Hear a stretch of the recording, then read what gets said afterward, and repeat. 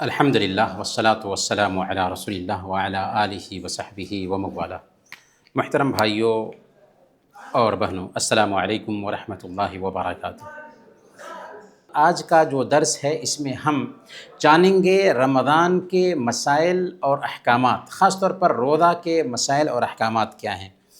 تو سب سے پہلے نمبر پر روزہ کا مقصد کیا ہے، روزہ کی شروعات کب سے ہوئی؟ تو روزہ 2 ہجری میں فرض ہوا، شعبان کے مہینے میں۔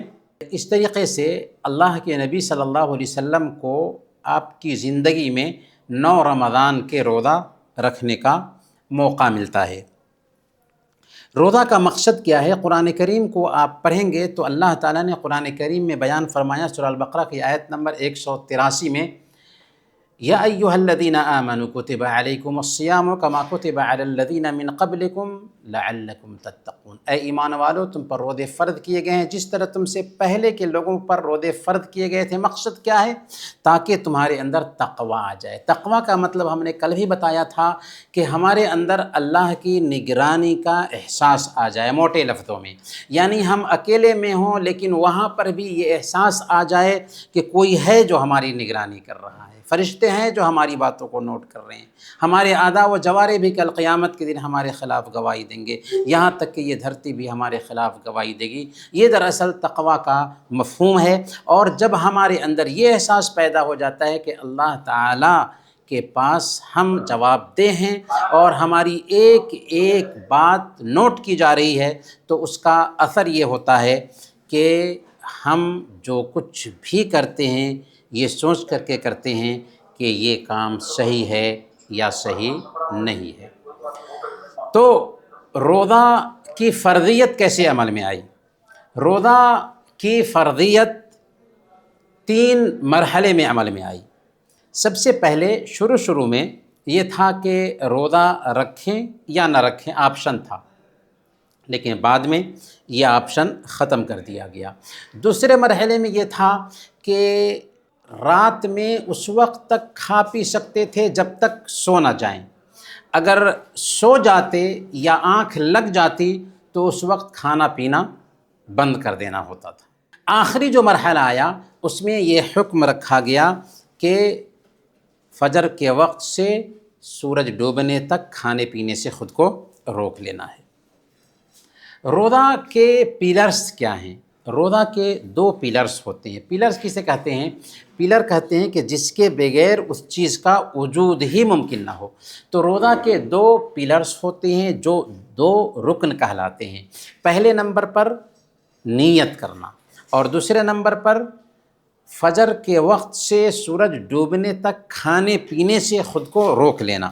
گویا کہ فجر کے وقت سے سورج ڈوبنے تک کھانے پینے سے خود کو روک لینا نیت کے ساتھ روزہ کہلاتا ہے۔ تو روزہ کے کتنے پیلرز ہوئے؟ 2 پیلرز ہوئے۔ پہلے نمبر پر رک جانا، کس چیز سے؟ فجر کے نکلنے سے سورج ڈوبنے تک کھانے پینے اور روزہ کو توڑ دینے والی چیزوں سے۔ دوسرے نمبر پر نیت۔ نیت کا مطلب کیا ہوا؟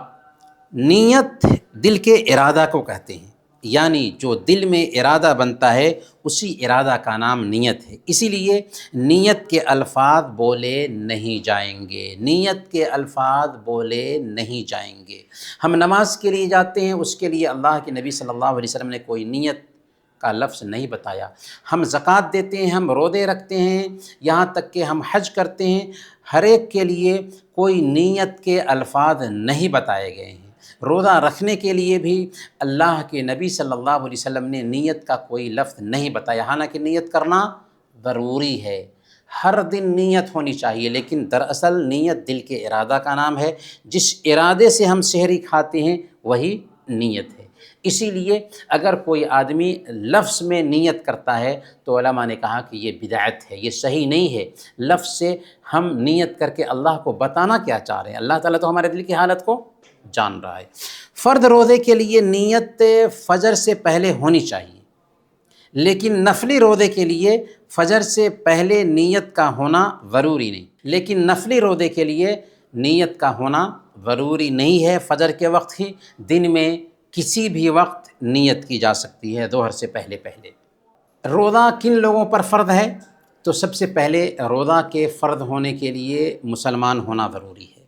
اگر کوئی مسلمان نہیں ہے تو اگرچہ اس سے روزہ کی مانگ ہے، اس سے نماز کی مانگ ہے، اس سے حج کی مانگ ہے، اس سے زکوٰۃ کی مانگ ہے، لیکن جب تک کہ وہ اسلام قبول نہ کرے اس کی عبادت صحیح نہیں، اس کا روزہ صحیح نہیں، اس کی نماز صحیح نہیں، اس کی کوئی بھی عبادت صحیح نہیں ہوگی۔ تو اس ناحیے سے اسلام شرط ہے روزہ کے فرض ہونے کے لیے۔ دوسرے نمبر پر عقل ہو، مطلب کیا ہوا کہ دماغ ہو ایک انسان کے ساتھ۔ اگر کسی انسان کی عقل نہیں ہے تو اس کے اوپر روزہ فرض نہیں ہے۔ یہاں تک کہ اگر کوئی ایسا آدمی ہے جو بڑھاپے کی وجہ سے عقل سے محروم تو نہیں ہوا لیکن اس کو یادداشت کی کمی واقع ہو گئی ہے، تو ایسے لوگوں کی طرف سے لوگ کیا کرتے ہیں؟ فدیہ دیتے ہیں، کھانا کھلاتے ہیں، جو غلط ہے۔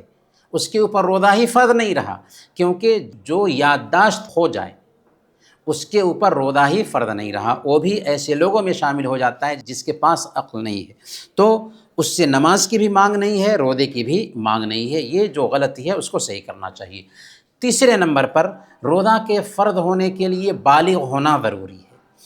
بالغ ہونے سے پہلے روزہ فرض نہیں ہوتا ہے، البتہ بچوں کو بھی ٹریننگ دینے کے لیے روزہ رکھوانا چاہیے، کیونکہ جب ہم بچوں سے روزہ رکھواتے ہیں تو عجیب طریقے سے ان کے اندر بھی روزہ رکھنے کی عادت پیدا ہوتی ہے، تو ہمیں بچوں کو بھی روزہ رکھوانا چاہیے۔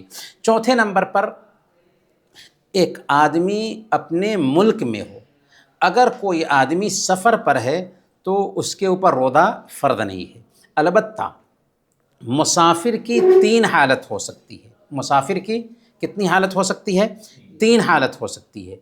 ایک مسافر وہ ہے کہ جو سفر میں گیا، البتہ سفر میں جانے کی وجہ سے اس کے لیے روزہ رکھنے میں کوئی دقت نہیں ہوتی ہے اس کو روزہ رکھنا میں، تو ایسے مسافر کے لیے حکم یہ ہے کہ وہ روزہ رکھ لے، یہ بہتر ہے اس کے لیے۔ لیکن دوسرا حکم ایسے مسافر کا ہے جو سفر میں ہے لیکن روزہ رکھنے کی وجہ سے ہلکی سی پریشانی ہوتی ہے، تو ایسے مسافر کے لیے بہتر ہے کہ وہ روزہ نہ رکھے، کیونکہ ہلکی سی اس کو پریشانی ہو رہی ہے۔ مسافر کی تیسری شکل ہے ایسا مسافر کہ سفر کی حالت میں ہونے کی وجہ سے روزہ رکھنا اس کے اوپر سخت ہو رہا ہے، اور ہو سکتا ہے کہ روزہ رکھنے کی وجہ سے بہوشی طاری ہو جائے، تو ایسے مسافر کے لیے روزہ رکھنا جائز نہیں ہے۔ تو یہ 3 شکل ہے مسافر کی جس کو ہمیں سمجھنا چاہیے۔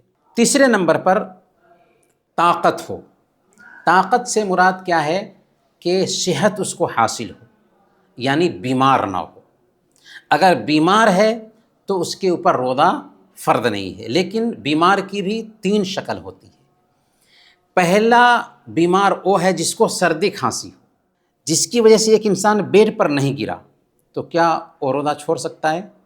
نہیں، اس کے لیے جائز نہیں ہے کہ روزہ چھوڑے۔ دوسرے نمبر پر بیماری کی وہ شکل ہے کہ بیماری میں ہلکی سی پریشانی ہوتی ہے اس کو روزہ رکھنے میں، تو اس کے لیے روزہ نہ رکھنا بہتر ہے کیونکہ پریشانی ہو رہی ہے۔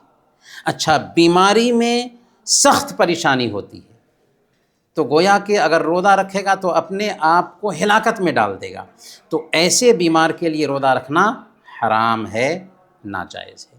تو یہ 3 شکل یہاں پر بھی پائی جاتی ہے۔ چھٹی چیز ہے روزہ کے فرض ہونے کے لیے، وہ ہے بہنوں کے لیے خاص طور پر پیریڈ کے دن نہ شروع ہوئے ہوں۔ اگر ایک عورت پیریڈ کے دن میں آ جاتی ہے تو اس کے لیے روزہ رکھنا جائز نہیں ہے، البتہ چھوٹے ہوئے روزوں کو قضا کرنا ضروری ہے رمضان کے بعد۔ اسی طریقے سے ایک عورت بچہ پیدا ہونے کے بعد جس خون سے دوچار ہوتی ہے اس خون کی حالت میں بھی روزہ نہیں رکھ سکتی، البتہ جو چھوٹے ہوئے روزے ہیں ان روزوں کی قضا ضروری ہے۔ ہم نے مسافر کی کتنی حالت بتائی تھی؟ 3 حالت۔ کون کون سی بتا سکتے ہیں؟ پہلے نمبر پر سفر میں نارمل حالت ہے، اس کو کوئی دقت نہیں ہوتی ہے، تو ایسی حالت میں اس کے لیے روزہ رکھنا بہتر ہے۔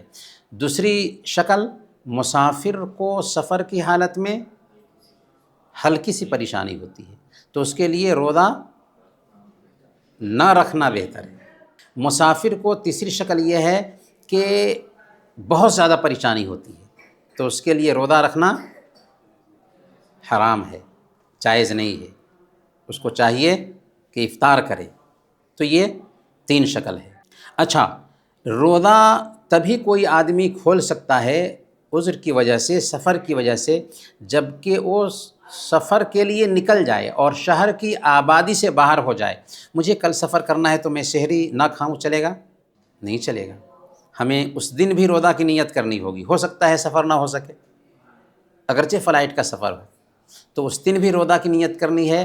اور ہمیں آبادی سے باہر نکلنے کے بعد پریشانی ہوتی ہے ہلکی سی، تب ہمارے لیے یہ چھوٹ ہے کہ ہم سفر میں ہیں تو روزہ نہ رکھیں۔ اگر پریشانی نہیں ہوتی ہے تو اگرچہ وہ اس وقت بھی روزہ چھوڑ سکتے ہیں، لیکن افضل کیا ہے کہ روزہ رکھ لیں۔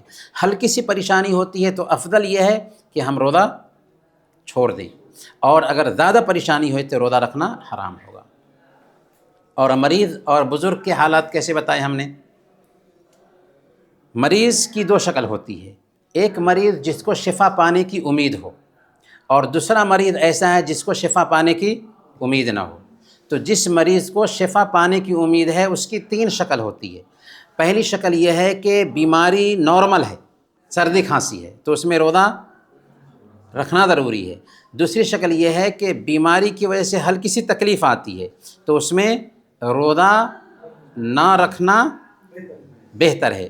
اور تیسری شکل یہ ہے کہ بیماری کی وجہ سے سخت تکلیف آتی ہے تو اس میں روزہ رکھنا جائز نہیں ہے، روزہ چھوڑنا ہی ہوگا۔ اچھا، یہ تو ایسے لوگوں کی حالت ہوئی جن کو شفا پانے کی امید ہو، لیکن جس بیمار کو شفا پانے کی امید نہ ہو، جیسے کینسر کے مریض ہوتے ہیں، تو ایسے لوگ جن کو شفا پانے کی امید نہ ہو اور روزہ رکھنا سخت گزر رہا ہو ایسے لوگوں پر، یا ایسے بوڑھے مرد اور عورتیں جن کو روزہ رکھنے کی وجہ سے پریشانی ہوتی ہو، تو ایسے سارے لوگوں کے لیے حکم ہے کہ وہ روزہ نہ رکھیں، اور ہر روزے کے بدلے میں 1.5 کلو اناج، کتنا؟ 1.5 کلو اناج کسی بھی غریب مسکین کو دے دیں، یا ہر دن کے روزے کے بدلے میں کھانا کھلا دیں۔ ٹھیک ہے، مسئلہ واضح ہے۔ عورتوں کے حوالے سے ہم نے بتایا کہ عورتیں اگر پیریڈ کے دنوں میں ہوں، اسی طریقے سے اگر بچہ پیدا ہوا ہے اور خون نکل رہا ہے، تو ان دنوں میں عورتوں کے لیے روزہ رکھنا جائز نہیں ہے، البتہ کیا ہے کہ ان چھوٹے ہوئے روزوں کی قضا کرنی ہوگی۔ اسی طریقے سے ایسی عورتیں جو اپنے بچوں کو دودھ پلا رہی ہیں اور دودھ پلانے کی وجہ سے روزہ رکھنے میں دقت ہوتی ہے، تو ایسی حالت میں حکم کیا ہے کہ وہ روزہ نہ رکھیں۔ البتہ ان عورتوں کے لیے بھی ضروری ہے کہ بعد میں ان چھوٹے ہوئے روزوں کی قضا کریں گی۔ کون سی عورتیں؟ جو دودھ پلا رہی ہیں یا امید سے ہیں، حمل سے ہیں، اور روزہ رکھنے کی وجہ سے دقت ہوتی ہے، تو وہ ان روزوں کو رمضان کے مہینے میں چھوڑ سکتی ہیں، البتہ چھوٹے ہوئے روزوں کو قضا کریں گے رمضان کے بعد۔ ہاں، کسی عورت کے ساتھ مسئلہ یہ ہے کہ اس کو موقع ہی نہیں مل رہا ہے، جیسے حمل سے ہوئی، پھر بچہ کو دودھ پلانا شروع کیا، حمل کی حالت میں بھی پریشانی ہو رہی ہے، بچہ کو دودھ پلانے میں پریشانی ہو رہی ہے، پھر دوسرے بچے ہو گئے تو اب موقع ہی نہیں مل رہا ہے اس کو، تو ایسی عورت فدیہ دے سکتی ہے۔ لیکن جس عورت کو موقع ملا ہے اس کے لیے ضروری ہے کہ چھوٹے ہوئے روزوں کی قضا کرے۔ وہ کون کون سی چیزیں ہیں جن سے روزہ ٹوٹ جاتا ہے؟ تو بنیادی طور پر 6 چیزیں ہیں جن سے روزہ ٹوٹ جاتا ہے۔ سب سے پہلے شوہر بیوی کا تعلق، اس کی وجہ سے روزہ ٹوٹ جائے گا۔ اگر روزے کی حالت میں کسی نے شوہر بیوی کا تعلق قائم کیا تو روزہ ٹوٹ جائے گا۔ سب سے پہلے اس کے لیے توبہ ہے، دوسرے نمبر پر اس روزے کی قضا ہے، اور تیسرے نمبر پر کفارہ ہے۔ کفارہ کیا ہے؟ کفارہ ہے کہ ایک غلام آزاد کرے۔ غلام آزاد کرنے کا تصور ابھی نہیں پایا جاتا ہے، تو 2 مہینے کا لگاتار روزہ رکھے۔ اگر 2 مہینہ لگاتار روزہ رکھنے کی طاقت نہیں ہے کسی کے اندر، تب وہ 60 مسکین کو کھانا کھلا سکتا ہے۔ کیونکہ اس نے بہت بڑا جرم کیا ہے، تو توبہ کرے، اس دن کی قضا کرے اور کفارہ دے۔ دوسرے نمبر پر ایک آدمی اپنے اوپر غسل واجب کر لے، تو اگر کوئی آدمی اپنے اوپر غسل واجب کر لیتا ہے جس طریقے سے بھی ہو، تو اس کی وجہ سے بھی اس کا روزہ ٹوٹ جائے گا۔ لیکن ایک آدمی سونے کی حالت میں اگر اس کو غسل کرنے کی ضرورت پڑ گئی ہے تو اس کا روزہ نہیں ٹوٹے گا، بلکہ اس کو چاہیے کہ غسل کرے اور غسل کر کے اس دن کا روزہ مکمل کرے۔ لیکن خود سے جس طریقے سے بھی ہو غسل واجب کر لیتا ہے تو ایسے آدمی کو چاہیے کہ توبہ کرے اور اس دن کی قضا کرے۔ دو چیز ہے، توبہ کرنا ہے اور اس روزے کی قضا کرنی ہے، لیکن اس کے اوپر کفارہ نہیں ہے۔ کفارہ کس کے اوپر ہے؟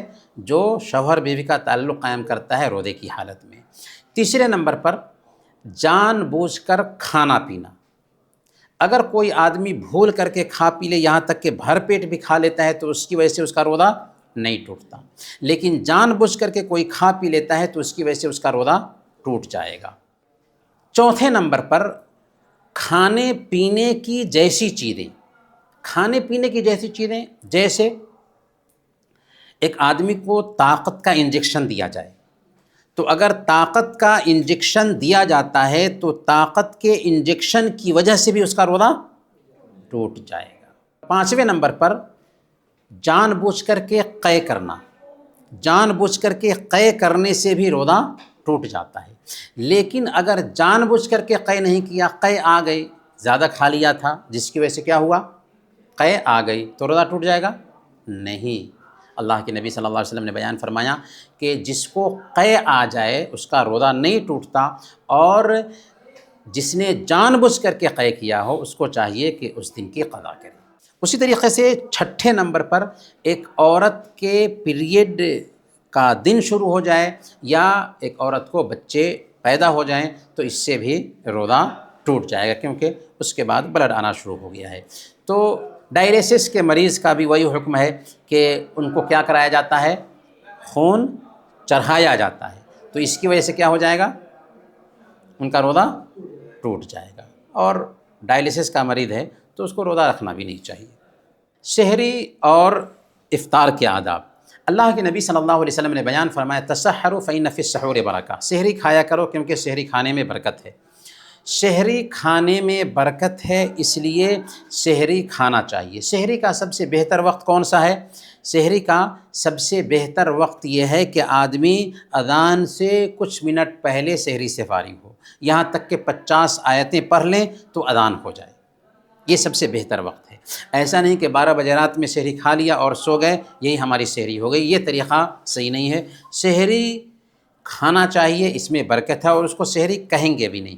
سحری فجر کے وقت سے پہلے ہے کہ 15-20 منٹ پہلے ہم اس سے فارغ ہو جائیں۔ سحری میں کوئی ضروری نہیں ہے کہ بھر پیٹ کھائیں، ہم رات میں کھا لیے تھے، سحری میں اگر ایک کھجور بھی کھا لیتے ہیں، پانی پی لیتے ہیں تو اس کو بھی سحری کا نام دیا جائے گا۔ افطار، اللہ کے نبی صلی اللہ علیہ وسلم نے بیان فرمایا لا یزال الناس بخیر ما عجل الفطر، لوگ اس وقت تک خیر میں رہیں گے، بھلائی میں رہیں گے جب تک کہ افطار میں جلدی کرتے رہیں گے۔ گویا کہ افطار میں جلدی کرنا بہتر ہے، افضل ہے۔ کچھ لوگ کیا کرتے ہیں کہ اذان سنا اور ہاتھ اٹھا کر کے دعا کرنے لگ جاتے ہیں، یہ صحیح ہے؟ نہیں، اذان سے پہلے دعا کر سکتے ہیں۔ رمضان کا مہینہ دعا کا مہینہ ہے، فجر کے بعد سے سورج ڈوبنے تک کے بیچ کسی بھی وقت دعا کریں، روزے دار کی دعا قبول ہوتی ہے، لہذا کسی بھی وقت دعا کر سکتے ہیں۔ لیکن اذان سن کر کے دعا نہیں کرنا ہے، بلکہ پہلا کام کیا ہونا چاہیے؟ افطار کرنا ہونا چاہیے۔ اللہ کے نبی صلی اللہ علیہ وسلم نے کہا کہ جب تک کہ لوگ افطار میں جلدی کریں گے بھلائی میں رہیں گے۔ روزے کی حفاظت اور تراویح، روزے کی حفاظت میں ایک اہم بات یہ آتی ہے کہ ہم جھوٹ بولنے سے، چغلی کھانے سے، غیبت کرنے سے، غلط کسی طرح کی حرکت سے بچے رہیں روزے کی حالت میں۔ اللہ کے نبی صلی اللہ علیہ وسلم بیان فرماتے ہیں من لم يدع قول الزور والعمل به فليس لله حاجة في ان يدع طعامه وشرابه، جو آدمی جھوٹ بولنا اور جھوٹ پر عمل کرنا نہیں چھوڑتا، اللہ تعالیٰ کو کوئی ضرورت نہیں کہ وہ کھانا پینا چھوڑ دے، کوئی ضرورت نہیں۔ اس سے پتہ یہ چلا ہے کہ روزہ توڑ دینے والی چیزوں سے رک جانا یہ اہم نہیں ہے، بلکہ اہم یہ ہے کہ اللہ تعالیٰ نے جن چیزوں سے روک دیا ان سے اپنے آپ کو روک لیا، اور یہی مقصد ہے روزہ کا۔ اللہ تعالیٰ نے کیا کہا کہ روزہ فرض کیا گیا ہے تاکہ تمہارے اندر تقوی پیدا ہو جائے، تو جو چیز ہمارے لیے کھانا پینا جائز ہے اس سے اپنے آپ کو روک لیتے ہیں، لیکن جو کام ناجائز ہے اس کو ہم کیسے کریں گے بھائی؟ سوچنے والی بات ہے نا۔ یعنی جو چیز ہمارے لیے جائز ہے، اللہ نے کہا کہ اس کو اتنے وقت سے اتنے وقت تک مت کرو، تو ہم نہیں کر رہے ہیں، لیکن جو چیز ناجائز ہے اس کا ارتکاب کریں گے روزے کی حالت میں؟ نہیں کر سکتے۔ تو یہی ٹریننگ پا کر کے ہماری حالت کیا ہو جاتی ہے کہ اب کبھی بھی جھوٹ نہیں بولنا ہے، کبھی بھی غیبت نہیں کرنی ہے، کبھی بھی غلط کام نہیں کرنا ہے، اور سارے اچھے کام کرنے ہیں۔